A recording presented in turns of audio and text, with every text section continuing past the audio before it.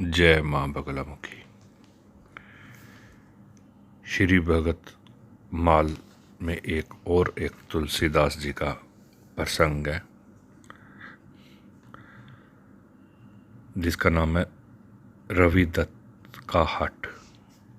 बंगाल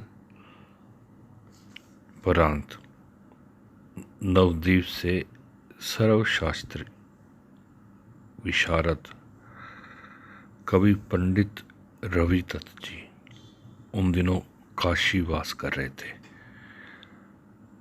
तो श्री तुलसीदास जी की प्रतिष्ठा उनके लिए ईर्ष्या का विषय बन गया था।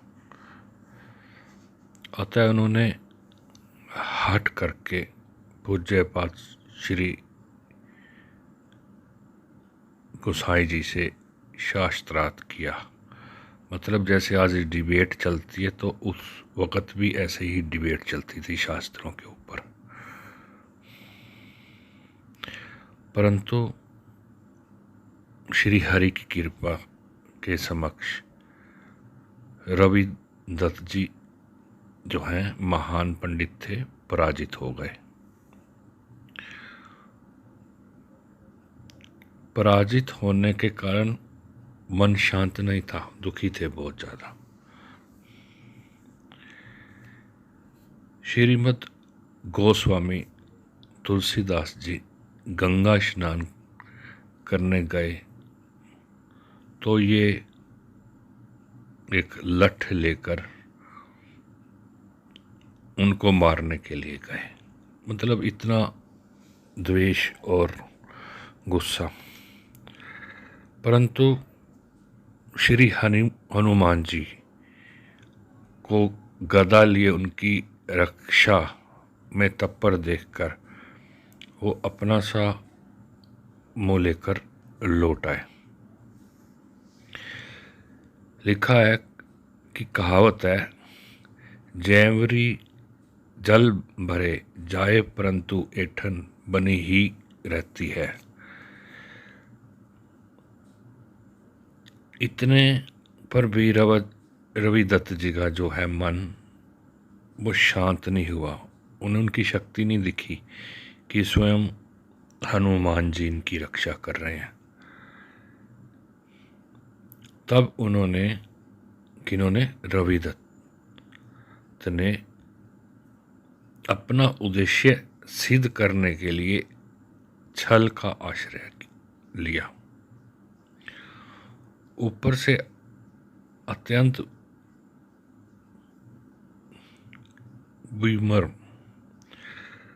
विनम्र बनकर श्री तुलसीदास जी की सेवा में लग गए। साधु हृदय श्री तुलसीदास जी उनकी इस दीनता पर प्रसन्न होकर वर मांगने को बोले। बोल क्या चाहिए तुझे? और मैं हैरान हूँ ये कथाएं पढ़कर कि उस टाइम भी ऐसे छल हुआ करते थे। आज तो हम कह देते हैं कि कलयुग है। एक बच्चे के मन में भी इतना विरोध या गुस्सा आ जाता है और इतने घोर कलयुग में इतने जो गंदे कर्म हो रहे हैं।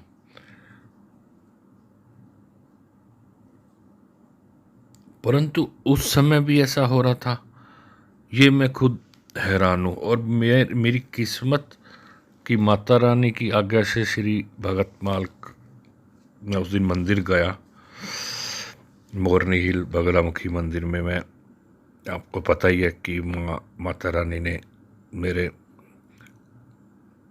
पर ऐसी कृपा करी कि मंदिर बनवाया मेरे हाथों से। तो मुझे जो मेरा बड़ा बेटा है माँ मुंडेश्वर, उनकी कथा थी पंचकुला सेक्टर 4 में 3 दिन की। तो मैं चला गया मंदिर। मैंने कहा मैंने मंदिर है ना, क्योंकि वो जो मंदिर है बिल्कुल पहाड़ी एरिया में है और कोई आता जाता बहुत कम लोग आते हैं। एक हटके है, एक मतलब कहते हैं कि तपस्या या एक साधना का जो रहता है स्थल, वो साधना स्थल है।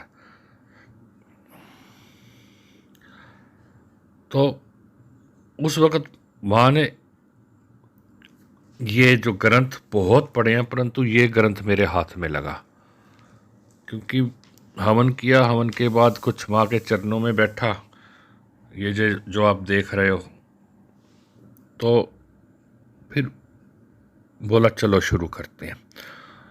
तो हो सकता है माँ का कोई उद्देश्य रहा होगा कि आप लोग अगर पूरी मेरी ये सुनते हैं, सिर्फ ऑडियो देता हूँ इसमें मैं, क्योंकि मैं ग्रंथ सामने रख के पढ़ता हूँ। हो सकता है इसके पीछे क्या वो है, परंतु इस चीज़ से मैं हैरान हूँ कि उस समय जब भगवान स्वयं दर्शन दे दिया करते थे, आकाशवाणी होती थी और इतनी तपस्याएं दुनिया करती थी, तब भी ऐसा काम था, और अभी कल युग में भी ऐसा काम हो रहा है, और फिर जब घोर कल युग आएगा तो पता नहीं क्या होने वाला है।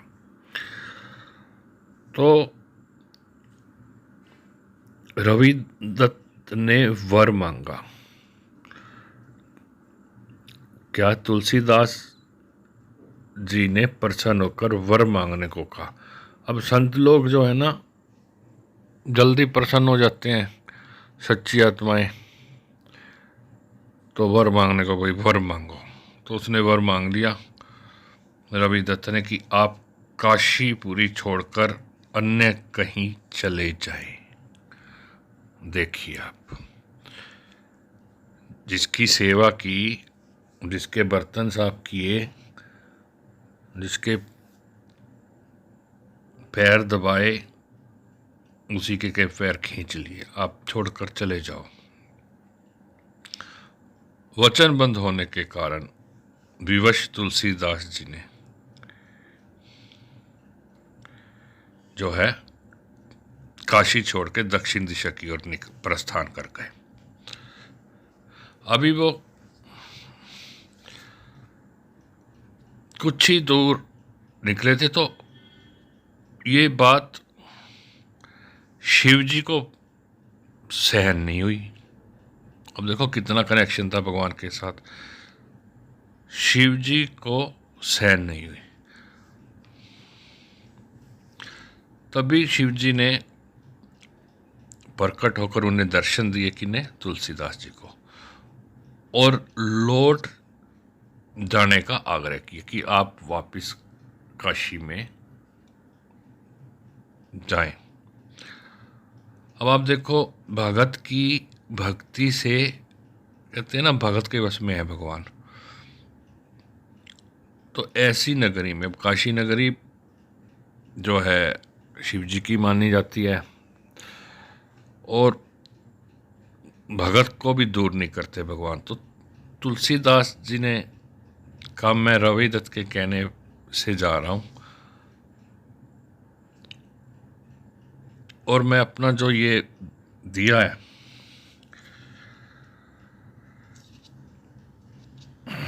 इस वचन, उसको मैं निभाऊंगा। तो शिव जी ने कहा नहीं जाइए। बोले नहीं, अगर जब तक वो खुद आकर, कौन? रवि दत्त आकर मेरे को ना कहे तब तक मैं वापस नहीं जाऊंगा। तो शिव जी ने कहा मैं अभी हाल भेजता हूँ। उधर उधर रवि दत्त ने सुना कि तुलसीदास जी चले गए, तो वह बहुत ही प्रसन्न हुआ, बहुत प्रसन्न हुआ, और खुशहाली से शिव जी की विशेष पूजा एवं दर्शन करने गया।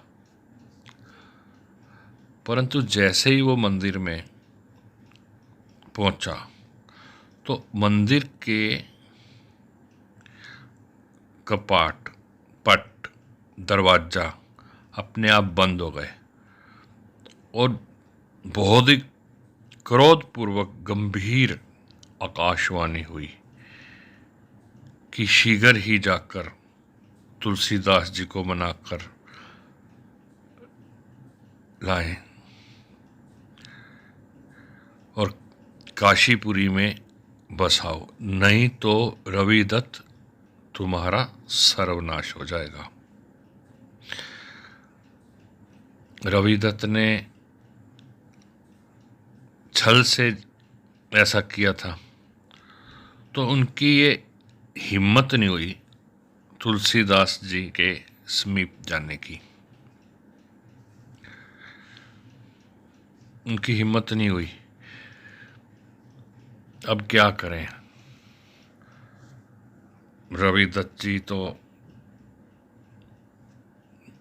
बुरी तरीके से डर गए कि अब क्या करना चाहिए। तब वो श्री टोडरमल जी के पास गए। टोडरमल जी जो हैं वो तुलसीदास जी के परम मित्र थे। तो जो आज भी अगर हमारा किसी के साथ लड़ाई झगड़ा हो जाता है तो हम देखते हैं कि सामने वाले का दोस्त कौन है जिसकी बात मानेगा। उस टाइम भी यही बात थी। तो टोडरमल के पास गए और स्वयं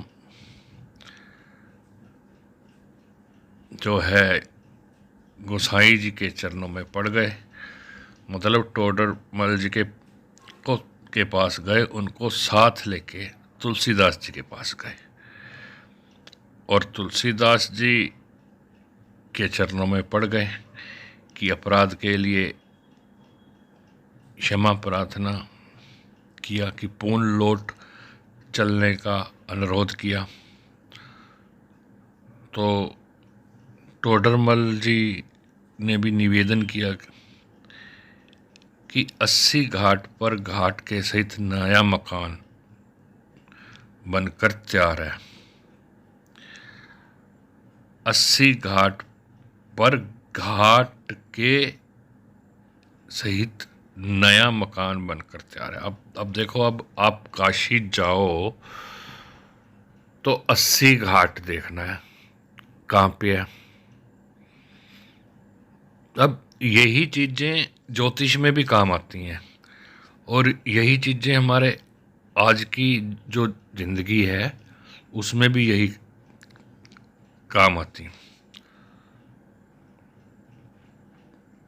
तो फिर टोडरमल और रविदत्त के कहने से और ऊपर से हाईकमान कौन, श्री शिव जी से तो पहले ही आदेश हो चुके थे कि वापस जाना है। तो ये वापस तुलसीदास जी चले गए।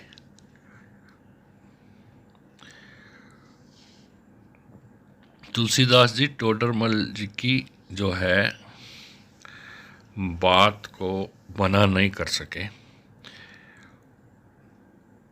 और फिर उसी मकान में रहने लगे और वो कीर्तन का जो है केंद्र बन गया।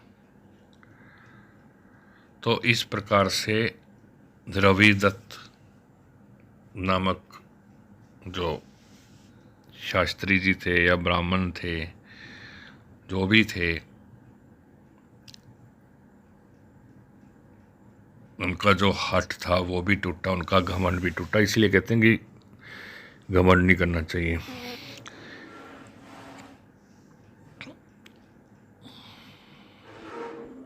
बहुत ही छोटा प्रसंग है परंतु है बहुत मज़ेदार, बहुत मज़ेदार है। बहुत छोटा प्रसंग है। हुआ क्या कि श्री रामचरितमानस के दिव्य प्रभाव से अपनी महिमा को लोप होते देख एक दिन रात्रि में कलयुग, मतलब कलयुग की शुरुआत थी उस समय। अब ये नई चीज़ पता चली, कलयुग हाथ में कृपान लिए हुए आया। किसके पास आया? तुलसीदास जी के पास आया और उसने गोसाई जी को बहुत धमकाया अब बुरे लोगों ने तो बुरा काम करना है ना। बोला कि तुम अपनी पोथी को गंगा में डुबो डुबो दो, नहीं तो मैं बहुत पीड़ित करूँगा। और वैसे भी बुरे जो व्यक्ति रहते हैं ना, वो मैंने अभी अपनी ज़िंदगी में देखा है प्रैक्टिकली। अभी 8-9 साल पहले जब मैं मेरे इस सोसाइटी में आया जहाँ मैं रह रहा हूँ, तो आसपास कोई मंदिर नहीं था। तो मैंने सोसाइटी के जो है प्रधान जी हैं उनसे बात करी, वो भी वशिष्ठ है, संजीव वशिष्ठ जी।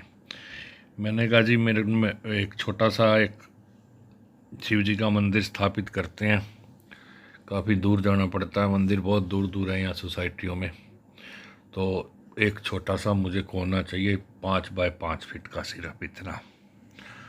तो हाँ हो गई। तो मैं एक दिन ही पहले, जैसे सावन का महीना लगता है तो पहला सावन के महीने में पहले, मतलब एक दिन पहले रात को मैं 10:30-11 बजे मनसा देवी गया, पंचकुला मनसा देवी मंदिर के वहाँ दुकानें बहुत हैं, तो वहाँ से सारा सामान ख़रीदा। मैं था, एक मेरा मित्र था, और एक मेरा मित्र पंडित जी, उनको बोला भाई हमने शिव जी की स्थापना करनी है।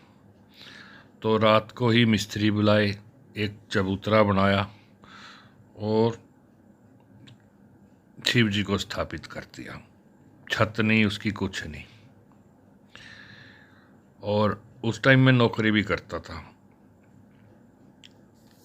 पुलिस में मैं नौकरी करता था। तो अब सर्दियाँ हों गर्मियाँ हों, सवेरे 4 बजे उठना, शिव जी को स्नान कराना, और ये सारे कर्म करने लग गए।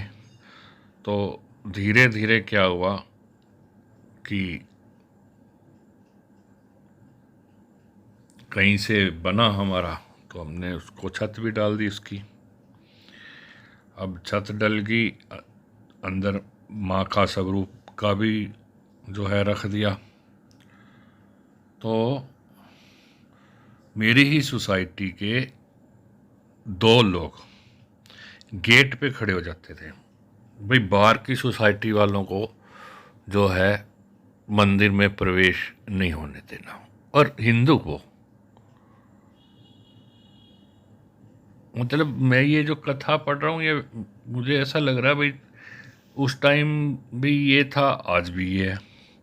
तो मेरी सोसाइटी का एक व्यक्ति, उसने गार्ड को रोका कि किसी को अंदर नहीं आने देना। तो मेरे तक बात पहुंची, तो फिर मैंने मेरे ढंग से समझाया, जो मेरा एक अलग से ढंग है समझाने का ऐसे लोगों को। परंतु उस व्यक्ति का विरोध रहा।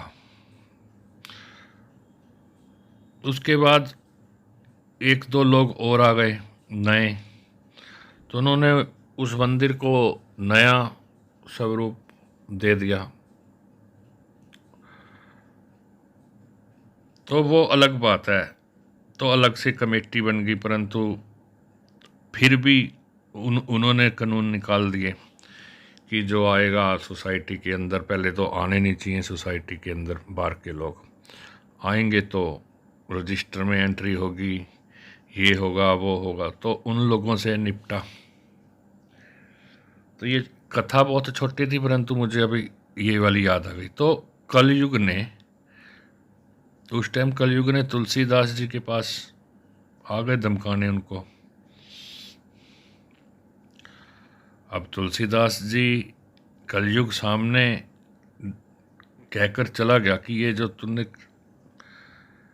अपनी रामचरितमानस की जो कहानियाँ सुनाता है ना, इसको गंगा में बहा दे, नहीं तेरा बहुत ही बुरा हाल करूँगा। तो आज के जो कलयुग है, वो लोगों के अंदर प्रवेश है उनका, जो मतलब लोगों को मंदिर से जाने से रोकते हैं, और खुद हिंदू होकर, कोई और हो तो कह सकते हैं, परंतु और भी कोई नहीं रोकता। तो परेशान हो गए तुलसीदास जी। याद किया उन्होंने हनुमान जी को। हनुमान जी प्रकट हो गए। अब याद करे भगत और भगवान प्रकट ना हो, ऐसा तो हो ही नहीं सकता। तो हनुमान जी बोले, जानो जान तो थे ही, परंतु बोले बड़े उदास दिखाई दे रहे हो तुलसीदास जी, चेहरा उतरा हुआ है। तो तुलसीदास जी ने जो है सारी कथा सुनाई। भाई ये हुआ, कलयुग आया, जैसे यहाँ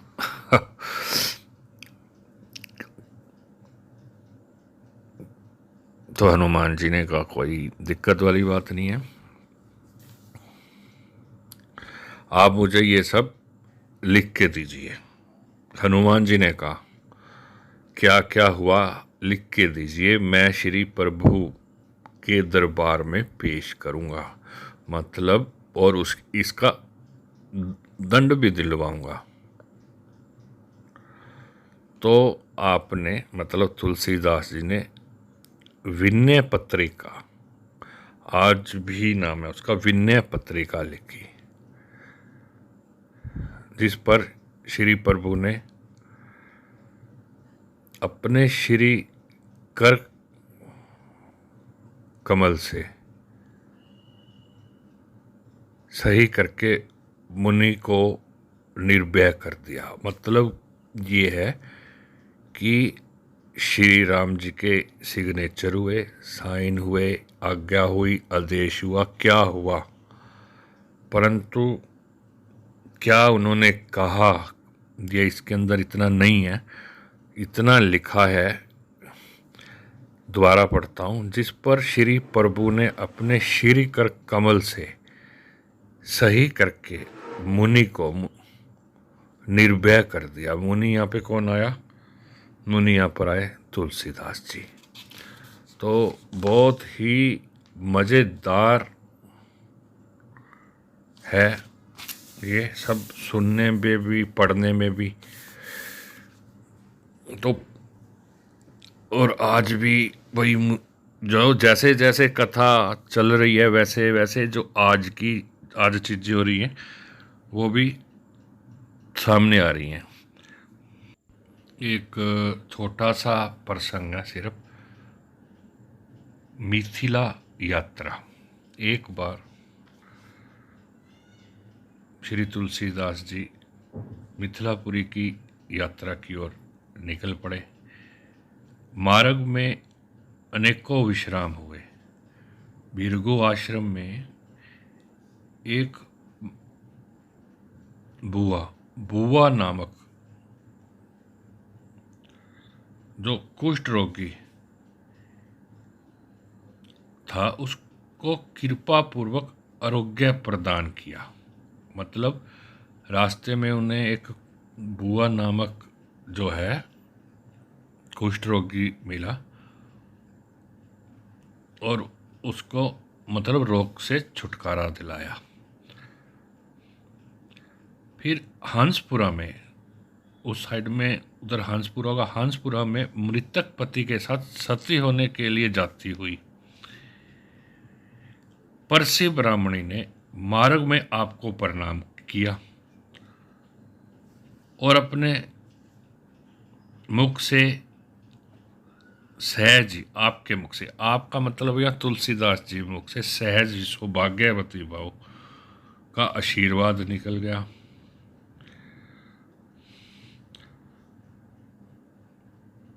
जब उसने अपनी स्थिति का निवेदन किया, किसने? उस ब्राह्मणी ने निवेदन किया, तो आपका मतलब तुलसीदास जी ने कहा, अब तो मुख से बात निकल गई, मिथ्या मतलब झूठी तो हो ही नहीं सकती। यदि तुम लोग सहकुटुंब भगवान का भजन का प्रण करो तो यह भगवत कृपा से पूर्ण जीवित हो जाएगा। सब लोगों ने प्रतिज्ञा पूर्वक भगवत भजन का संकल्प किया। तो श्री गोस्वामी जी ने जय जय सीताराम का गर्जन किया। तो उस समय जो मृतिक मरा हुआ व्यक्ति था जीवित हो उठा और भगवान का उद्घोष करता हुआ। तो अब देखिए, साधु महात्माओं के जो पहले के साधु होते थे, सन्यासी होते थे। आज के सन्यासी तो मंत्रियों के साथ फोटो खिंचाने में ज़्यादा व्यस्त रहते हैं। फिल्म एक्टरों के साथ खिंचवा लो, मंत्रियों के साथ खिंचवा लो फ़ोटो, आईपीएस आईएएस से खिंचवा लो फ़ोटो, जज साहब के साथ खिंचवा लो फ़ोटो। आज के जो सन्यासी हैं 90% वो इसी चक्कर में रहते हैं। तो 2 दिन तक गौ घाट में राजा गंभीर देव के यहाँ विश्राम करके ब्रह्मेश्वर का दर्शन करते हुए कांत ब्रह्मपुर पहुँच गए। अब ये चलते ही रहते थे। इस हिसाब से तो तुलसीदास जी और पैदल इतनी यात्राएं करी जीवन के अंदर। वहाँ पर सवरु ग्वाल के पुत्र मंगरू ने आपका बहुत सत्कार किया। मतलब बाप के नाम से औलाद जानी जाती है ना, तो समरू ग्वाल के पुत्र ने, उसका नाम मंगरू था, सत्कार किया। तो तुलसीदास जी बहुत खुश हुए उसके सत्कार का, प्रसन्न होकर आशीर्वाद दिया। क्या दिया? ए विचल, भक्ति तथा साधुवाद सेवा का वरदान दिया। और ये कहा कि तुम लोग, मतलब तुम्हारा सारा खानदान, सदाचार बने रहो, फूलो फलो। तो इस प्रकार से फिर वो आगे को निकल गए। तो अगले जब भी मौका मिलेगा, जैसे ही माँ का आदेश होगा, तो ज़रूर मैं आपको आगे की कहानी भी सुनाऊंगा। क्योंकि मेरे साथ के साथ ज्योतिष के टॉपिक भी चलते हैं। तो ज्योतिष के टॉपिक भी आप ज़रूर सुना करें। और इस जो ये मैं पढ़ रहा हूँ, इसके पीछे सुनने वालों को ज़रूर फल मिलेगा। और साथ में आप अपने बच्चों को भी सुना सकते हो कहानियाँ। तो अपनी वाणी को विराम देता हूँ। जय माँ बगलामुखी।